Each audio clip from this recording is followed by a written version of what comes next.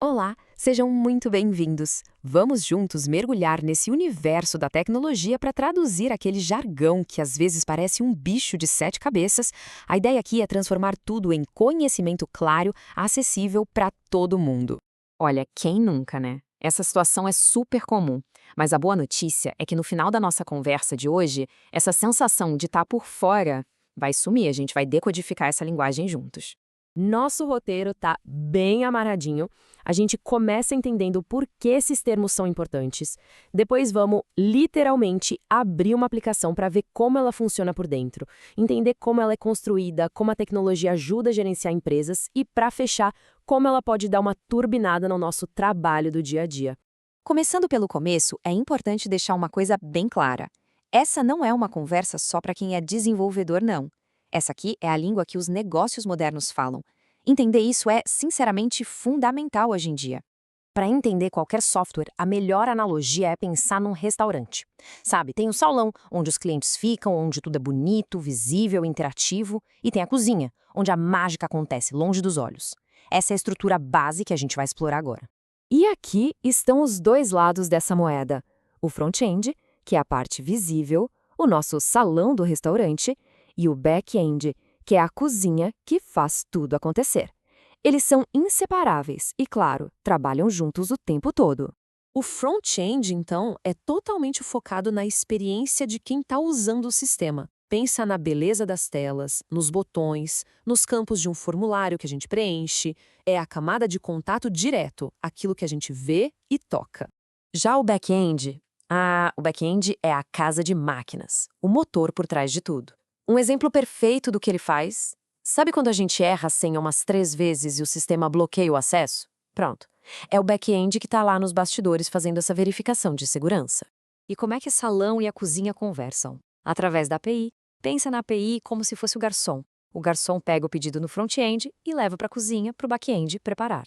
Aquele exemplo do sistema de gestão que atualiza sozinho o estoque de um site de vendas é a API que faz essa mágica acontecer. E onde toda a informação fica guardada? No banco de dados, a grande biblioteca do sistema. E o mais legal é que não precisa ser nada super complexo. Em projetos menores, uma simples aba de planilha pode sim funcionar como um banco de dados. Bem mais simples do que parece, né? Bom, agora que a gente já entendeu as peças, vamos ver como elas são montadas.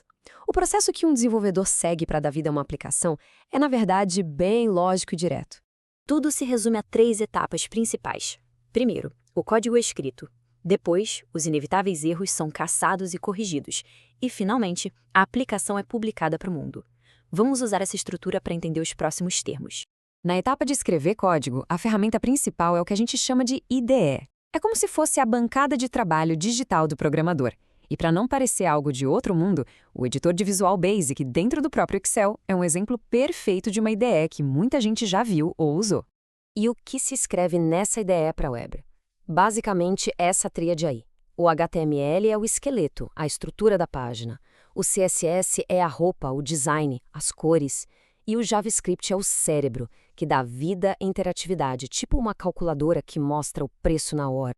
Na etapa de corrigir erros, a gente encontra os famosos bugs. Um bug nada mais é do que um erro no código. Sabe quando um menu aparece duplicado ou um campo que deveria estar ali simplesmente não carrega? Pois é, isso é um bug. E, finalmente, a etapa de publicar. Fazer o deploy é o grande momento. É a hora da verdade, quando o código sai do ambiente de testes e vai para o ar, para o servidor final, prontinho para ser usado por todo mundo. Agora, vamos dar um passo para fora do mundo para a criação de software e entrar em como sistemas prontos, super especializados, são usados para gerenciar o dia a dia de uma empresa. É aqui que entra o ERP.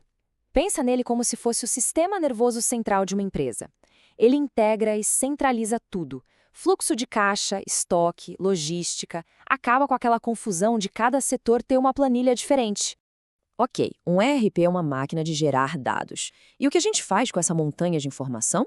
É aí que o BI, ou Business Intelligence, entra em campo. Ele pega todos esses dados brutos e transforma em inteligência, informação visual e útil de verdade. E a forma final dessa inteligência toda é o dashboard. Ele é o painel de controle do negócio, sabe? É ali que os líderes olham e entendem de forma rápida e visual como as coisas estão indo, para poder tomar as melhores decisões. Para fechar, vamos trazer tudo isso para um nível bem prático, falando de ferramentas e conceitos que podem realmente otimizar o nosso trabalho no dia a dia. Um conceito que está em todo lugar é o CRUD. É uma sigla para as 4 ações básicas que a gente faz com qualquer dado: criar um registro novo, ler um que já existe, atualizar ele com informações novas e, claro, deletar o que não serve mais. Simples assim. E aqui, olha, temos um verdadeiro superpoder à nossa disposição: a macro. É basicamente um robozinho que a gente programa para fazer tarefas repetitivas. Imagina criar uma macro que copia só as colunas que interessam de um relatório, garantindo que nenhuma informação sigilosa vaze. É automação na prática. E isso nos leva a uma conclusão muito bacana. Ferramentas como as macros ou linguagens como o VBA, que já vem no Excel, colocam esse poder da automação nas mãos de muita gente, não só de programadores profissionais. E para a gente terminar, fica a reflexão. Depois de desmistificar todos esses termos, desde a estrutura de um aplicativo até as ferramentas de automação, qual deles tem o maior potencial para transformar o seu jeito de trabalhar já amanhã? Fica aí o conhecimento para ser colocado em prática.